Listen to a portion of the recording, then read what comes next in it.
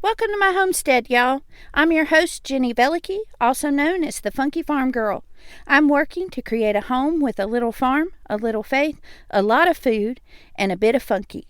I'm learning all about growing and preserving our food supply, raising chickens and children, and becoming more self-sufficient while leaning hard on Jesus. And I want to take you along for the ride. So grab yourself a cup of something wonderful and let's visit a while.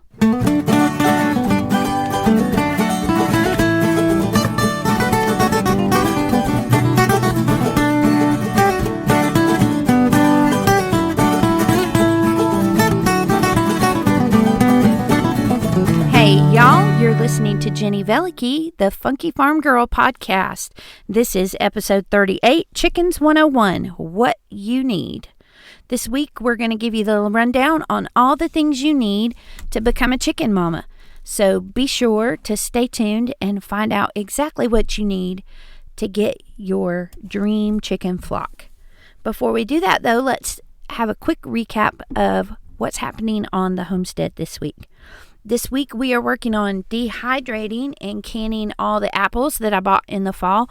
They've been stored in the refrigerator out in the garage, and we are finally at a point that we can start processing those. And what better time to do that than when Michael's home? Like I said last week, I knocked out a lot of my bigger things that needed to be done to free up my time this week, and so we're getting that done while he's home. We're also going to be processing the deer that we got in the fall that Gracie was able to get, and we still need to grind up the meat into burger, and we also are going to make a batch of venison jerky while we have that big old dehydrator out. So stay tuned to my Instagram if you want to see pictures of these things, or if you want to ask me questions there, feel free to send me a message and I'll be sharing all that with you there. So, last week, we planned our garden for 2021. If you missed that episode, be sure to go back and listen so that you know all the things that you need to think about and consider. And also, go back and listen to episode 6, Garden Basics, 4 things you need to know to grow food. Both of those episodes combined are going to give you everything that you need to think through in order to plant your garden for this year. Now, if the next thing on your list of your homestead goals is to be a chicken mama, then this series is for you. Over the next 4 weeks, we're going to go over your equipment and setup. We're going to go over chicks and pullets and how to take care of them and what you need. We're going to go over how to care for hens and roosters. And then last but not least, we're going to go over different ways that you can earn money from your chickens. So be sure to stay tuned for the next 4 weeks for our Chickens 101 series. So this week we are going to talk about equipment and setup. But before we begin this series, I really need to make an important caveat because I am approaching this from one mindset and you may have a completely different mindset. There are 2 groups of people when it comes to chicken keepers. There are people who see chickens as farm animals, and there are people who see chickens as pets. Now, does that mean that people who see chickens as farm animals only treat them like livestock and don't give them names or, don't care anything about them and only see them as a commodity? Absolutely not. My chickens have names. My chickens are loved and well taken care of. But my chickens are farm animals. They are not pets. You will see lots of backyard chicken farmers, especially, who treat their chickens as they would their dog or their cat or whatever. And it's important to understand this mindset from the beginning because you're going to get varying degrees of advice from these 2 different camps. And it's important that you understand which camp they're coming from when they give you that advice so that you can filter it through which camp you're in and understand better where they're coming up with their information. The main way that this shows up is that people who are treating their farm animals as pets are going to give them lots of treats. They're going to have lots of accessories. They're going to want to call the vet and take them to the doctor for every little thing, just like they would their dog or their cat. People who use chickens as farm animals are going to be most concerned about the health of the animal and the production of the animal. And yeah, some of those extras might be there, but they're not the main priority. They're not the main goal. The main goal is the health of the flock overall, the health of the chicken individually, and the production that the animal is able to give. So I am in the farm animal camp. So when you hear the advice I'm giving you and when you hear the way that I set things up, know that that's where it's coming from. If you want to keep chickens as pets, you may go above and beyond what I'm telling you. I'm going to give you the basics that you need to be able to house chickens for production purposes. If you want to go above and beyond that, knock yourself out, girl. Go right ahead. But know that my mindset is the mindset of someone who keeps chickens as farm animals and not as pets. So, wanted to make that caveat right at the very beginning. Let's dive into the equipment and setup that you need to be a chicken mama. The first thing that your chickens are going to need is somewhere to live, obviously. It's not safe for them to just run around in your backyard all the time and not have anywhere to roost or anything like that. So, you need a chicken coop and a chicken run. A chicken coop needs to be 2 to 3 square foot of space per chicken. So if you get the dimensions of it, figure out what the square footage of it is, a lot, 2 to 3 square foot per chicken. It would be a little less for bantams because they're smaller birds. It would be a little more for larger birds. So you also need to know what's the average size of the kinds of chickens you're wanting. Because things like Buff Orpingtons are going to get really big where other ones are going to be smaller and more compact. So figure on 2 to 3 square foot per chicken, and figure out about what size space you need. They need to be able to get out of wind and rain. They need to be able to have some ventilation. They need to have somewhere to roost at night, and they need to have somewhere to lay their eggs. And a door that closes, so that when they go in at night, they can be shut in nice and warm and safe. If they have an enclosed run, shutting the door isn't as important. If they're free range, you're definitely going to want to be able to shut that door and keep them enclosed at night so that they're not running around outside when predators might be around. One thing I would advise when it comes to chicken coops is build your own is always going to be better than buying a prefab kit. A lot of the prefab kits are made of really thin wood. They're not very durable. They're going to last 2, maybe 3 years, and they are going to fall apart. We bought one used that had been used for 1 year, and and then we used it for a year, and we are already having to rebuild the bottom of the chicken coop that you would slide out and change the bedding. It's already falling apart, and the door on the front has already fallen off. So be aware that the prefab coops are going to look pretty and they're going to be really cute, but they're not going to last. And you would do better to put in the initial investment up front and use something that is a little bit more structurally sound and sturdy and build your own coop versus buying a pre-made one. So just my 2 cents. Your chicken run needs to be 8 to 10 square foot per chicken. They need lots of room to roam around, and they need the ability to have room to scratch. They also need a buried fence line. So when we made ours, we had a trench that we dug all the way around.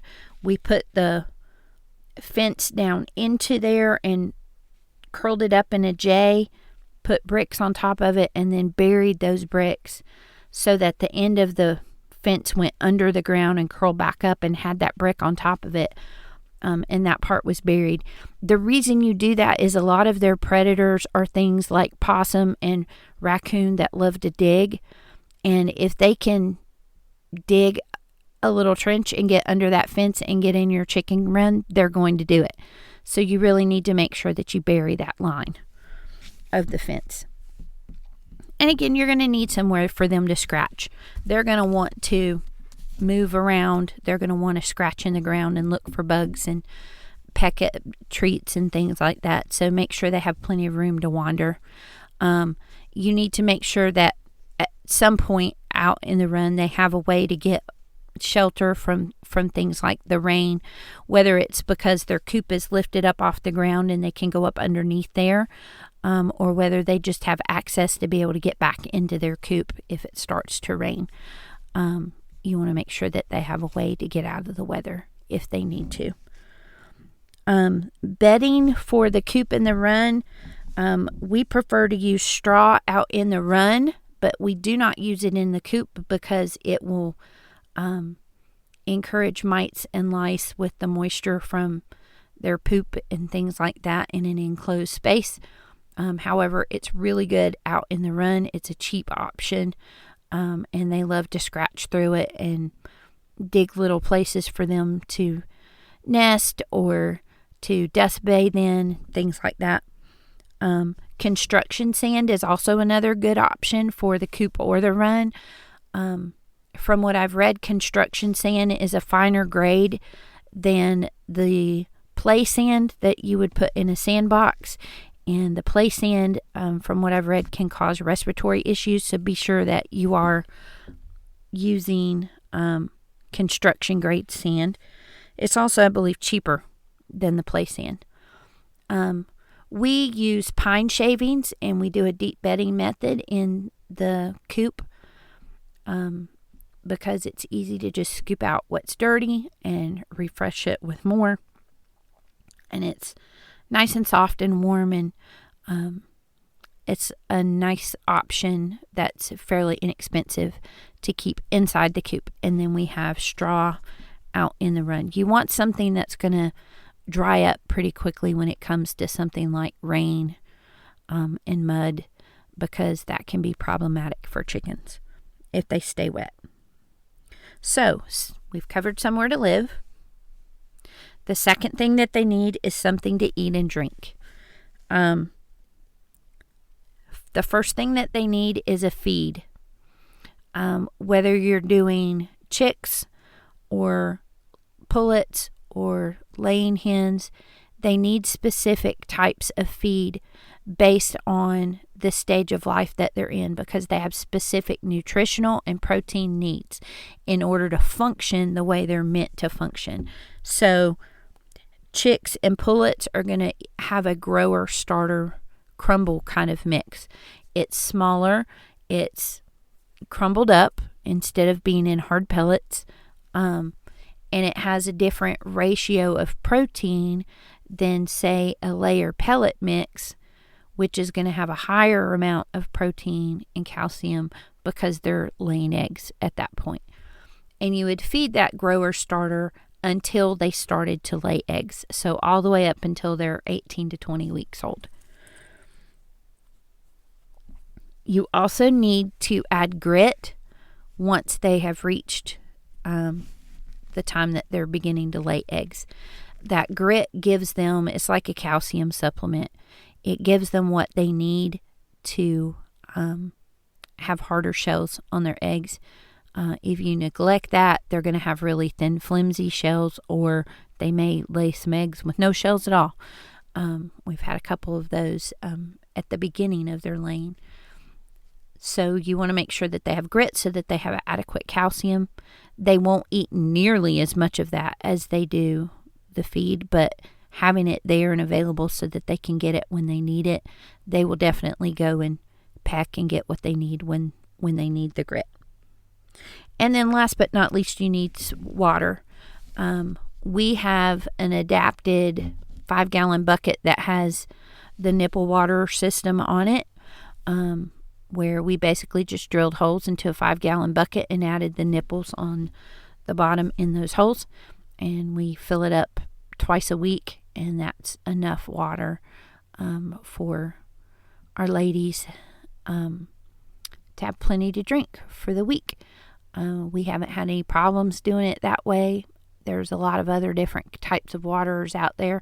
Find one that works for you, and then stick with it so that they know what to expect. Having water is very, very important. Doing without water, even for an afternoon, can affect their laying for up to a week. So you want to make sure that they have an adequate amount of water at all times.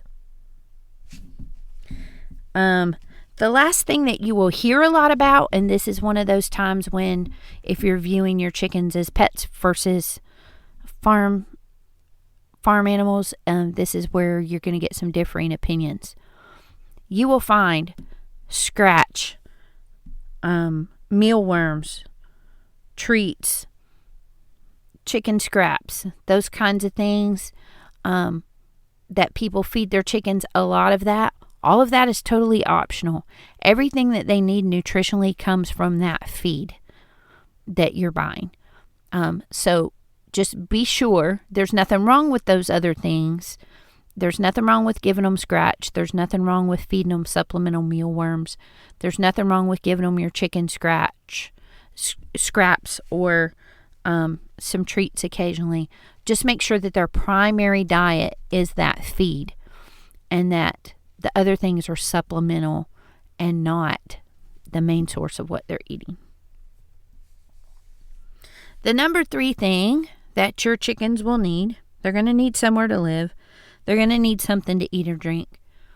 And the number 3 thing they need is human interaction. And yes, I'm saying this as someone who views these as farm animals and not as pets. And the reason being is that handled birds are calmer birds. If these birds, from the very beginning, are used to being picked up, held, examined, touched, petted, talked to, then when you have a bird with an injury or you have a bird that is sick, you're not having to chase down a freaked out chicken that's not used to being touched or held. You have a chicken who wants you to cuddle them, who wants you to be near them, who isn't going to be stressed because you're picking them up and they're not used to it. So human interaction is definitely important. And not just because you want them to be able to be used to you if they're sick, but they need to be looked at on a regular basis. You need to be out there, standing there, watching them walk around. Is anybody limping? Is anybody breathing with their mouth open? Do you see bubbles on their beak? Do you different things that you learn to look for in doing health checks and just watching the health of your flock to make sure that there's no red flags out there that you need to examine more closely. So I make a point twice a week when I go out there to do fill up the feeders and fill up the waterers. I'm making a point to stand there and take a look and watch each chicken and how it's interacting with the other flock members and how it's eating and drinking and things like that, looking for things that might be a red flag and interacting with them. I squat down and I pet them and I talk to them while I'm in there. I give them a little bit of extra feed or hold some treats in my hands so that they come up to me and I can see them. But outside of that, Georgia is also out there every single day. When she's getting eggs, she's out there talking to them and interacting them in the same way so that she can be looking for those things. The more human interaction they have, the better temperaments they're going to have and the easier they are going to be to deal with if you have a problem that comes up.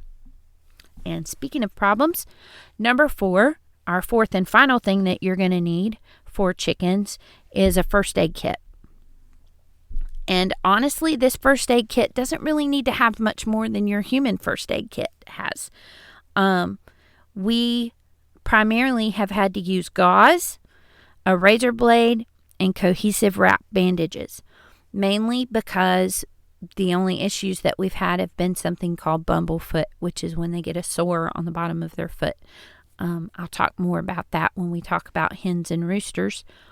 But having the equipment that you need to treat something like that right away, But even if you don't have it and you have to run to the store, they're basic things that you can find at the drugstore. So it's not like you have to have that right away. It's also a good idea to have something like Blue Coat, which is a blue type spray that you put on a cut or a wound. And basically it's because red is a color that encourages them to peck. And so that if you have a chicken with an injury and it's red, they're going to want to peck at it and pick at it.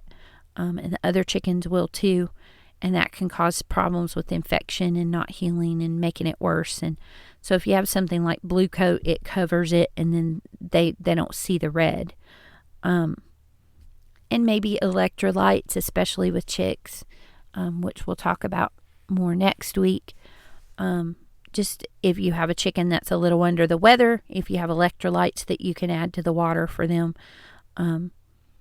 it's an easy thing to run to the farm store and get. But if you have a little bit on hand, it's an inexpensive thing that you can have.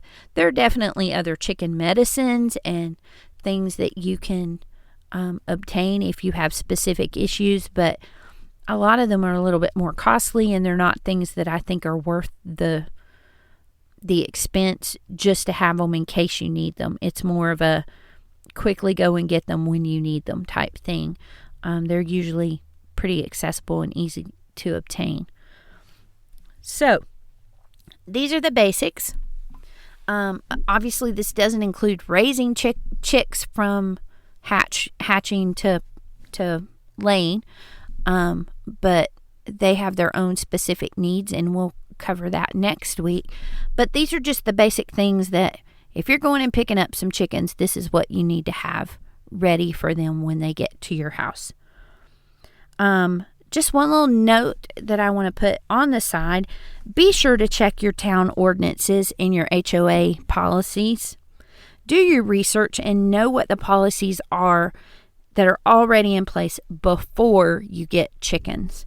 There were so many people last year who went out and panic bought chickens because of the pandemic and then had to fight their HOA because their HOA regulations said that chickens were prohibited.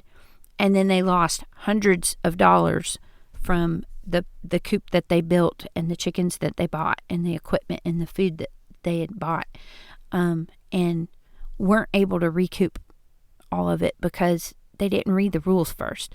So be sure to follow the rules of your HOA. If they prohibit them, they prohibit them, and you're really fighting an uphill battle. You're not very likely to win, especially if you've gone against those rules and gone ahead and bought them and you're trying to do that from that position. And also be sure to check your ordinances. If you are in the city limits, there's probably some ordinances and rules. It may be that you're not allowed to have free range. I know that if you are in the town limits where we are, there's a specific requirement for the amount of square footage per chicken. You have to register your chickens with the animal control. You're not required to pay a registration fee, but they want you to register the ones that you have so that they know how many you have and things like that. You also have to get it inspected by an animal control officer and approved. So there are different things that need to be done for town ordinances or for HOAs. So make sure you know what that is before you proceed. You're definitely not going to regret doing that, but you definitely could regret it if you don't. So next week, we're going to talk about chicks. We're going to talk about where you can get them.